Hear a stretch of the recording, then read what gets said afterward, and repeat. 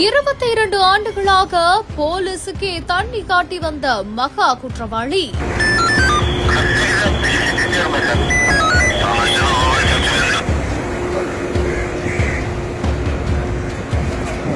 ஒரு உசுரலிட்டு மனைவியுடன் குடும்பம் நடத்தி வந்த காரன். கடந்த 2004 ஆண்டு மே மாதம் ஒரு கம்ப்ளைண்ட் ரிசீவ் ஆகுது. ஒரு ஆண் நபர் இறந்திருக்காரு அப்படின்னு சொல்லி கைது செஞ்சு இங்க கூட்டு வந்திருக்கோம்.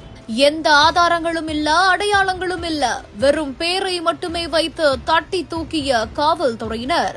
எல்லாத்துக்கும் காலம் பதில் சொல்லும் என்பதை போல 2004 செய்த குற்றத்திற்கு 2025 கிடைத்த மகா தண்டனை. கடந்த 2004 ஆண்டு எண்ணூர் 3வது தெரு இந்திரா நகர்ல வசிச்சுட்டு வந்தவங்க தான் மரியம் பிபி.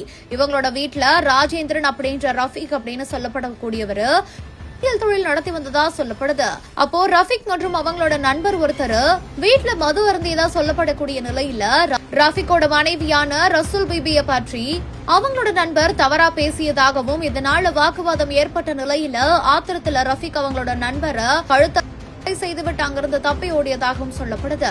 கிட்டத்தட்ட 21 ஆண்டுகளா இந்த ஒரு குற்றத்துக்காக தலைமறைவாக இருந்த ராஜேந்திரன் அப்படின்னு சொல்லக்கூடிய ரஃபீக்க கைது செய்ய வேண்டும் அப்படின்னு ஆவடி மாநகர காவல் ஆணையர் உத்தரவிட்டதன் பேரில் எண்ணூர் காவல் உதவி ஆணையர் வீரகுமார் தலைமையில 2 தனிப்படைகள் அமைத்து ராஜேந்திரனை தேடக்கூடிய வேட்டையில ஈடுபட்டு வந்தாங்க. இந்த நிலையில தான் ரஃபீக் அப்படின்றவர் கடலூர் மாவட்டத்தில் அவங்களோட மனைவியான லட்சுமி அப்படின்றவரோட ஒன்னா வாழ்ந்துட்டு வருவதா போலீசாருக்கு கிடைத்த ரகசிய தகவலின் பேரில் தனிப்படை அமைத்த போலீசார் அங்க போய் விசாரணை செஞ்சிருக்காங்க. சாம்பிராணி புகை போட்டு பிழப்பி நடத்திட்டு வந்த ரஃபீக்க மாண்டிவாளா மார்க்கெட்ல வச்சு அதிரடியா கைது செஞ்சிருக்காங்க. இப்ப போலீசார் அவர்கிட்ட இருந்த ஆதார் கார்டு உள்ளிட்டவைகளையும் சரிபார்த்து அவரை கைது செஞ்சு அங்கிருந்து சென்னை அழைத்துட்டு வந்திருக்காங்க.